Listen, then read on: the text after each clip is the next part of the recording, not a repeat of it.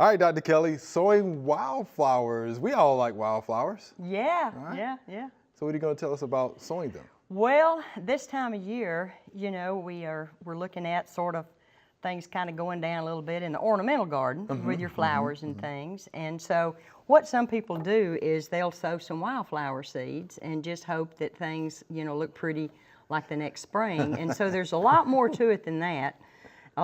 Some people think it's really an easy crop to grow, but just like anything, you've got to take care of it in the beginning. And some people say, well, why even fool with it? You know, what's the big deal with having wildflowers? Well, there's a lot of reasons. You know, they're great, you know, for our pollinators. Yeah. They're great for sort of a place for our beneficial insects to be, to multiply, and they're low maintenance, you know, usually because they're very drought tolerant once they're established. Most of our wildflowers are. And we're not just talking native wildflowers. I'm talking about some of our exotics that we can put in our seed mixes as well that do real good. So there's a lot of reasons to sow some wildflowers in the fall. You know, I mean, our highway departments do it. I just thought about that because, and obviously nobody's maintaining those. Yeah, no, they're right there in the highway. No, I know. Right. And they look very, very pretty, you know, nice. And it's cut down. They've done research with the Mississippi Department of Transportation, and they found out that, you know, if you do that, it cuts down on the mowing. And if you can cut down one mowing time for these Department of Transportation, you have saved a lot of taxpayer money. Save some money. You know, so that's what the government can do to sow wildflowers. But in a garden situation, I think first you've got to pick the right site. You know, you need to do the site prep, and you do it in the fall. You know, because the time to sow the wildflowers is in the fall, and when this part of the world, Zone 7 and 8, you can start sowing in September, going into November. Really? So you can go that far? Yeah, you can. And it all just basically the weather. You want it to start getting kind of cool nights. You know, and then in the fall we usually have pretty good moisture. You know, the farmers don't like that, but sometimes we do because they're harvesting. But you need a full sun place. And a lot of people will say, you know, in my situation, I called it my wildflower prairie garden, and I had a huge turf lawn. And I decided as my boys grew up and left, I thought, man, I don't want to mow this stuff. And so I just killed out a bunch of big areas in my yard with like glyphosate, like Roundup, some, you know, herbicide. And then I killed what was there first. And then only thing I did to prepare the soil, I didn't much till it up. I just sort of raked it a little bit, break the surface. And then I just broadcast my seed over that. Didn't do any of that liming, didn't check the pH. I just, you know, it's growing grass pretty darn good. So it ought to grow these wildflowers. So, and I'm gonna remember that trick about the pelletized lime. You know, that's because wildflower seed are really tiny, a lot of them.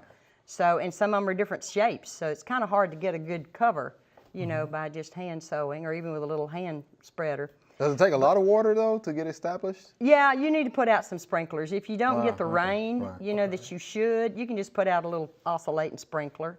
Because the main thing is to get them up, you know, get them germinated. And sometimes they'll, even though if we get cool weather early, they'll just sit there all winter. I mean, think about wildflowers in the wild. You know, some of them will germinate in the fall, some of them will germinate in the spring, and it just depends on what's the natural conditions that are out there, and that's okay. You know, and so usually we will sow our perennial wildflowers, and y'all got a list on the website that people can go to and look, and I have it categorized by annual, perennial, and then grasses. Because a lot of people don't think about growing some of our really pretty native grasses. And we do have some pretty native grasses. We got Indian grass, we've got blue stem, we've got all these pretty grasses that are out there, and they're great for wildlife. You know, you're gonna attract some of the nice wildlife. Some of them maybe you don't want, you know, but basically we hope to attract the good ones. I didn't think about that. But broom sedge. So I think I have some pictures of the site prep. You know, and I think it's kind of interesting when you look at that picture. You need to notice who's doing the work. My son is in the picture, and he's in the background talking on his cell phone. Oh, okay. And Mama's out there raking the ground, you know, getting it ready. So that only went on a little while till Mama realized what he was doing. Right. But anyway, you know, site prep is a lot of work. Okay. So, you know, usually if you got kids or somebody, you can get to help you, but they need to mind you and help. Right. But, and the way I did it, and you can do it all different ways. I think I have a picture as well that shows where I have sown the perimeter of the yard. Okay. You know, the transition area from the lawn to the shrubs to the trees in the back of the yard, you know, not into my beds. Okay. I would just sort of wait, and that's in wildlife and wild areas, that's usually the transition area where a lot of wildflowers grow, is between a grassy area and then into the transition of the woods. So I kind of did that in one of my areas I did.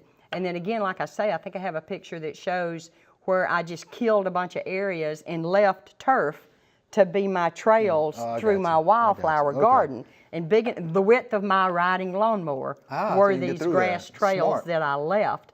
And then I think the pictures show as the flowers were blooming that next June. I sowed in September. Okay. No, I didn't. It was mid-October. Okay. I sowed, and I live in Corinth, okay, which is zone 7B, I guess. But I sowed in mid-October, and the pictures you will see will be that garden or that area the next June, which are showing the drooping cone flowers and all of the other things that I sowed the previous fall. Okay. And you're thinking, well, it just didn't happen, right? So what do you do to take care of it? Yeah. So that can be a little bit of an issue because you can't, there's not a lot of herbicides you can, you know, spray over, and you can't use a pre-merge because you're sowing seed. That's right. True. So, you know, it's kind of a little bit of a maintenance issue in the beginning, but you can hand weed, you can spot treat, you know, with areas that maybe Bermuda came through or clover or something that you really don't want there. Okay. You can spot treat once things get up, and you can differentiate between what's your wildflower and what's the weed you want to get rid of. But as the wildflowers mature and grow, they're going to kind of push out, you know, some of the things that you don't want over time. And they will, the thing is, you want them to reseed. Sure. You know, too. They're perennial, some of them are, but some of them are annuals in some of our mixes based on the list that I gave y'all. So a lot of them are annuals, so you want them to reseed. So you don't want to, you know, do anything until those all mature and do their seed heads. And you even want to let the perennials do that, like purple coneflower is a perennial, but yet it easily reseeds. Okay. So you want to let it get mature, get your flowers mature, and that's when it can look a little not very attractive. Okay. Because you've got all these old bloom stalks that are maturing, and once they're mature though, you go out there with that riding lawnmower or bush hog, and you just mow every bit of that mess down, and you're scattering those seeds, you know, for the next time, and then it looks neat, you know, all through the winter. And then in the spring, you got your seed sown, and you know, the good Lord don't go out and dig a hole and plant a seed, right? It just happens. Just happens. So you don't have to worry about, you know, digging them in the soil or anything, because it's just like it happens in nature.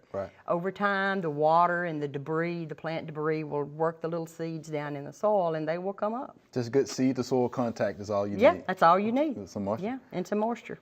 And good sun. Some good sun, sure. Yeah. Doc, we appreciate that. That's some good stuff. Yeah, if the highway department could do it, surely we could do it, Walt. You darn right. Yeah, exactly. We can do that too, right? Well, you know, you read about those mats that people buy that have the wild. Yeah, you can do that as well. Yes. Yeah. Okay. Well, we appreciate that, Doc. It was good stuff. No problem. Thanks for watching the video. I hope you enjoyed it. To find out more information on this topic, just click on the familyplotgarden.com link in the description.